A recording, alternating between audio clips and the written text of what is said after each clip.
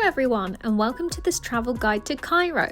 I'll show you some of the things you can see and do when you visit Cairo and how much you can expect to pay for each activity. Everything I mention in this video will be linked in the description, and I hope you enjoy my video guide to Cairo. Welcome to Egypt. So let's start off with a must-see when you visit Cairo, and that is of course the Pyramids of Giza. Now, I have made a separate video all about my trip to the Pyramids of Giza. It is a very detailed guide on what to expect when visiting and includes some helpful tips and tricks as well. I'll leave that video linked in the description and on screen at the end if you wish to learn more about the pyramids, but I have included a shortened version in this video. There are two entrances to enter the pyramid complex, the Sphinx entrance and the Great Gate. We decided to take an Uber from our hotel to the Great Gate entrance because we thought it would be a bit quieter. An adult ticket to enter just the complex costs 700 Egyptian pounds, which is about £10. But if you wish to go inside the pyramids or the tombs, you must pay for these separately. The Great Pyramid, or Khufu's Pyramid, costs an extra 1,500 Egyptian pounds, which is about £22. N.M.E.C's Pyramid is an extra 280 Egyptian pounds, or roughly £4. The Labour Tomb is 700 Egyptian pounds, and the Mars Ankh Tomb is 200 Egyptian pounds. So it does add up if you want to do all of them. Once you're through security, you'll enter the Visitor Information Centre. This is where you can learn all about the three pharaohs who had pyramids here in Giza, and there's several artifacts on display here too. When you leave the Visitor Information Centre, you'll be ushered onto a free coach which will take you around to each stop along the pyramid site. It's very easy to use the coaches to get around the pyramid site. There are pick-up and drop-off signs on both sides of the road depending on which way you want to go. And at each stop there is a bit of shade, a cafe, a gift shop and some toilets. The coaches are very frequent, roughly about every 3 minutes. When you reach the pyramids, people will constantly ask if you want a camel ride, need a guide or want your photo taken. This is a way for them to make a bit of extra money and to try and scam you. Just politely say no and eventually they will leave you alone. So this is N.M.E.C's pyramid, the smallest of the three pyramids in Giza. It is famous for the big hole in the north side of the structure. This reportedly came from an order by Al-Aziz Uthman, who wanted to take down the pyramids in the 12th century. His workers began removing the stones, but after 8 months, they gave up because it was too big of a job. These three smaller pyramids next to N.M.E.C's pyramid belong to the queens of N.M.E.C. They are located to the south of the main pyramid and are believed to have been the burial sites for N.M.E.C's wives or half-sisters. Khafre's pyramid stands at 136 meters high compared to Menkaru's, which is only 61 meters tall. Khafre's pyramid is the only one of the three that has a section of the original cladding remaining. This cladding gave the pyramids that smooth look. Khafre was the father of Menkaru and the son of Khufu, who built the Great Pyramid of Giza. The Great Pyramid of Giza was built as the tomb for King Khufu. It is made up of over 2 million limestone blocks and originally stood at a whopping 146.5 meters high. So you do get to climb on a little bit of it because that's the robber's entrance, which is how you get into the pyramid. Here we go. There was a bit of a queue to get inside the pyramid, but not a very long one. It's just slow because it's such a tight space, as you'll see in a bit. Be careful when walking through as it can be a tight squeeze, and also mind your head because both myself and Toby both hit our heads on the ceiling a couple of times when we were crouching down and walking up the ladder.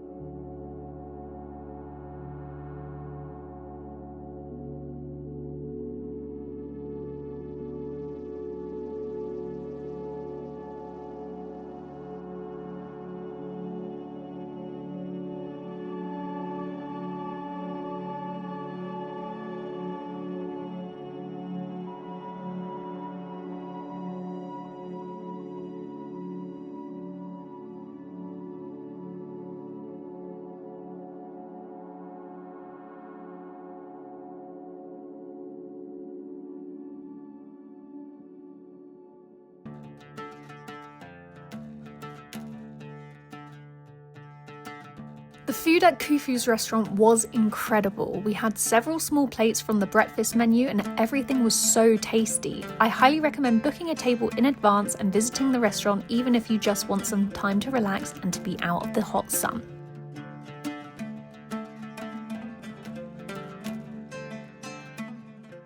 A sphinx is built with the face of a human and the body of a lion to represent the power of the pharaoh.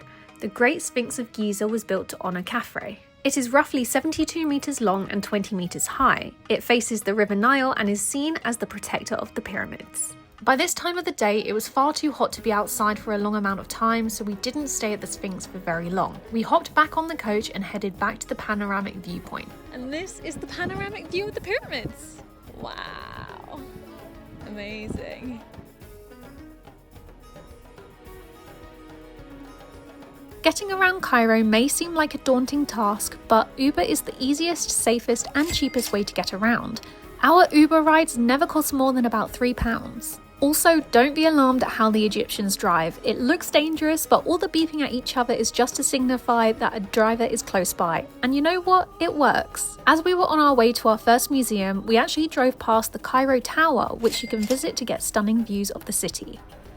We also drove over the River Nile several times, which was really cool to see. I would have loved to have done a river cruise whilst we were there, but we just sadly didn't have the time. But I shall leave some links to some boat tours in the description.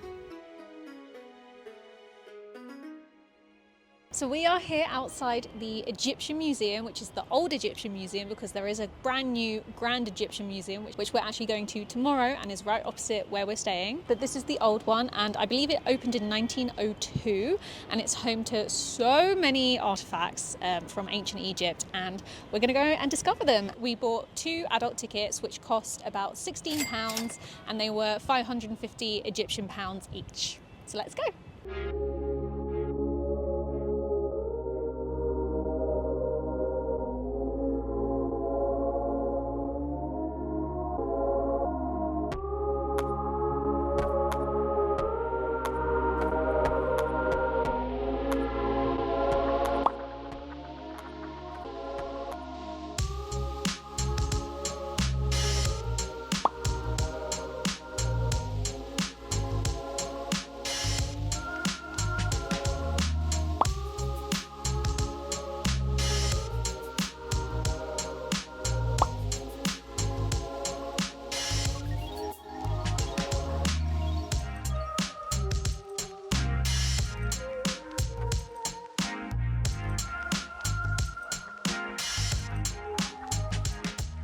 So these are the board games that the ancient Egyptians used to play. Senet, which also, look at this die. Isn't that incredible? And you would move the little like pawns along the board. And then you have this one, which really reminds me of like a smaller version of crib. Like a crib board. Yeah, a crib board that me and Toby love to play. And this one is called Hounds and Jackal. You can see they do kind of look like dogs, don't they? Because I wanted to see some kids' toys. We actually asked ChatGPT. It directed us to room 34, which is how we saw the board games over in that corner just behind us. But it also said in room 34 there are tools for like maths and geometry, and also musical instruments. And this is a harp. That's so cool. So if there's a specific thing you want to look for in the museum, ask ChatGPT and it will help you out. The hieroglyphics is just so detailed, it's insane. If you follow me on Instagram, you may have seen me posting whilst I was in Egypt. If you're wondering how I was able to use my phone data abroad, here's my secret. I used an Airalo eSIM, which is a digital SIM card downloaded into your phone. You can easily turn it on and off, and it allows you to roam the internet when you travel without paying extortionate fees. Click the link in the description and use my code REBEC7604 for £2.50 off an Airalo eSIM.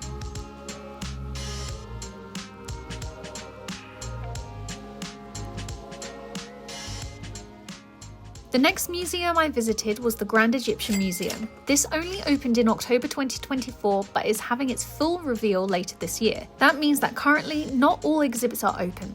I'm out here outside the Grand Egyptian Museum. We're gonna go have a look what's inside. Okay, not a good start. I'm not allowed to take my tripod in. So if you are a content creator who wants to film at the Grand Egyptian Museum, do not bring camera equipment or like very obvious camera equipment. So once you're through security, you find the ticket office and you can buy a ticket. An adult ticket for the Grand Egyptian Museum costs 1,270 Egyptian pounds, which is roughly £19. This is absolutely stunning.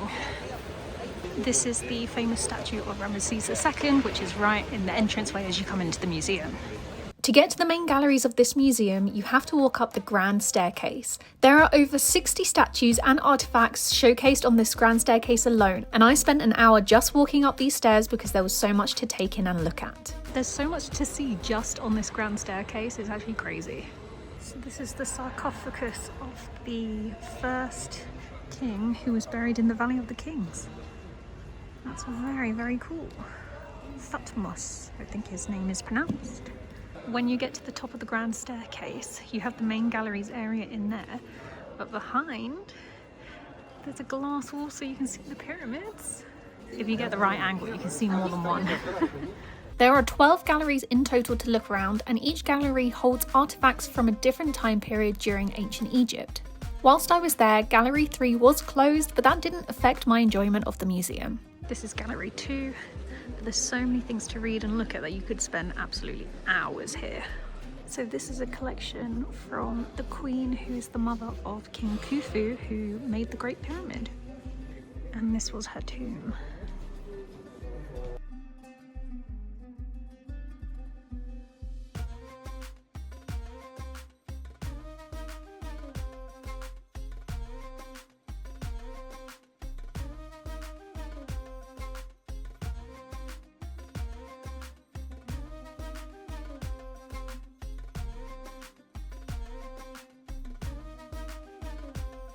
So this was found in a tomb, and it's painted items to look like food.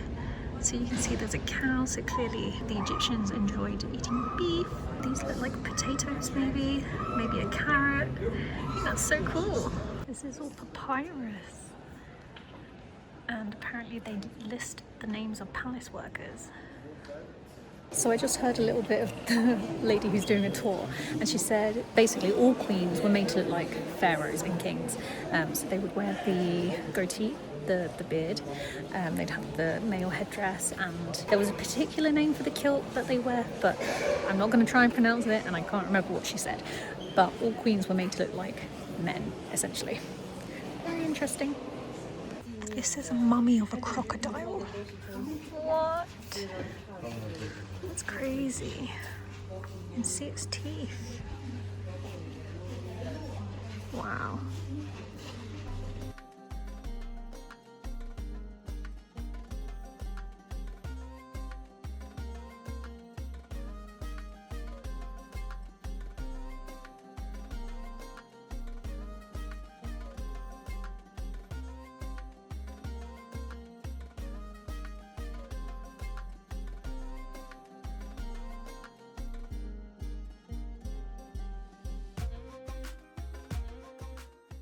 You can really start to see the influence of the Greeks and Romans who invaded Egypt when you come to the later galleries in this museum. They just look so different to the first few galleries you see. So I have just finished in the main galleries. I've been here for about 2.5 hours. If you were to read all the signs that were here in this museum, you'd probably be here all day. But I have other things I want to get done today, like another museum. You can't eat or drink in the galleries, so I've come out for some water, and I also need some food as well because I'm hungry. So when I arrived, this section was actually cornered off because they were filming. But as you can see, it's now open, so now I get to explore this side. But they actually have some restaurants and cafes over there, and then some gift shops as well. There are a lot of statues of Ramesses II here. There are several gift shops, cafes and restaurants on site, including a Starbucks and gelato shop. There is also a place where you can refill your water.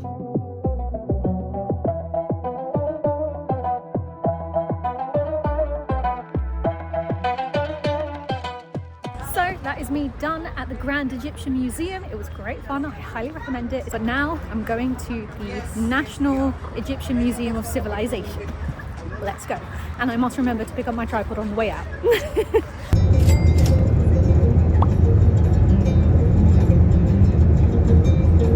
So I am here outside the National Museum of Egyptian Civilization. It cost me about £8 a ticket for an adult to get in, and it was about a 15-minute Uber ride from the other museums. So it's not very far away, but it is really, really hot. So I'm gonna get inside and go into the air conditioning. This is what I came here to see, the royal mummies, which I don't think you're allowed to film or take photos of, but yeah, It's where the mummy of Ramesses II is. So I've just stepped out of the Royal Mummies exhibition and oh my gosh, it was incredible. One of the best things I've ever seen. There were so many royal mummies down there. Like, I thought there was only going to be a few. Queen Nefertiti was down there, Ramesses II, and 3rd and 4th and 5th and like 9th were all down there. N.M.E.C, the first, who was the one we were talking about at the Grand Egyptian Museum, who was the first king to be buried at the Valley of the Kings, he's down there along with N.M.E.C 2 and 3. It was honestly incredible. You can get so up close to them. They are in glass containers, but like you can stand right next to it and there's so much detail. A lot of them have hair and it's incredible. It's just this one room behind me and then the royal mummies downstairs, but it's well worth the £8 to come and see the mummies because that was incredible. And I wish I could take photos, but you can't. But just believe me, it's worth seeing.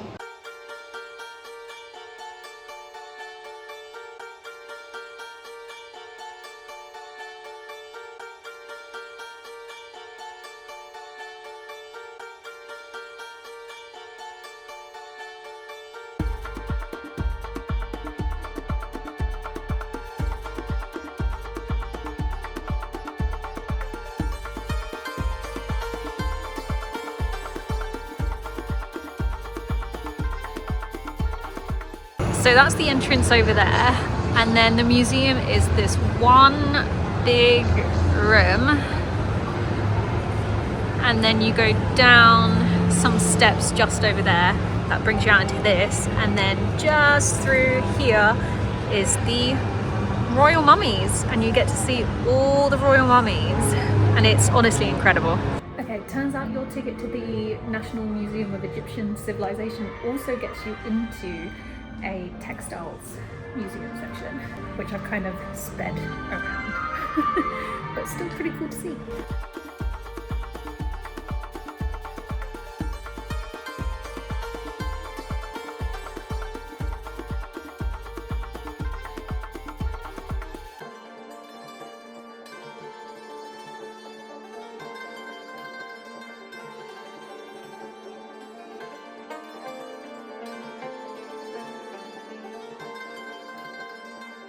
Turns out there's a cafe and a load of shops on the site at this museum as well. Maybe it's just a thing with their museums, they've got like loads of coffee shops and shopping centres.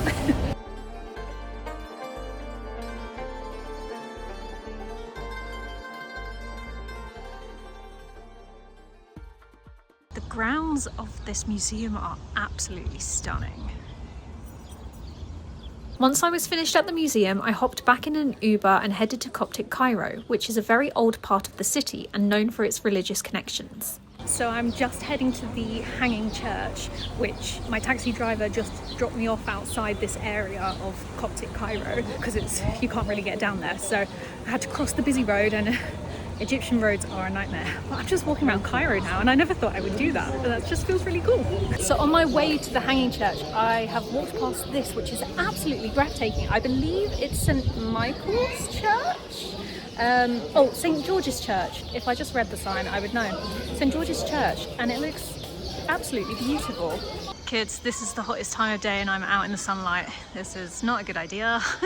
Look at that chandelier. Absolutely stunning. Wow.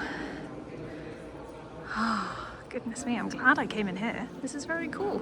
Don't want to spend too long here because the Hanging Church is literally like a 2-minute walk down there.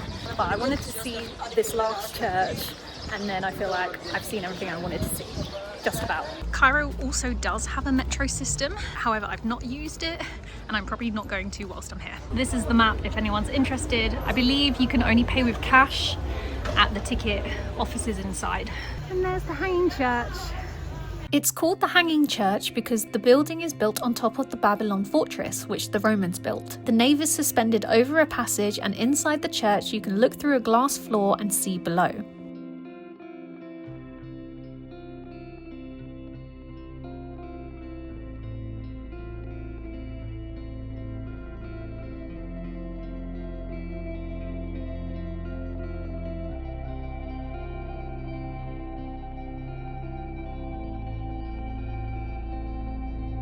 So off the main church is this room, and this gives you a better understanding of why it's called the Hanging Church.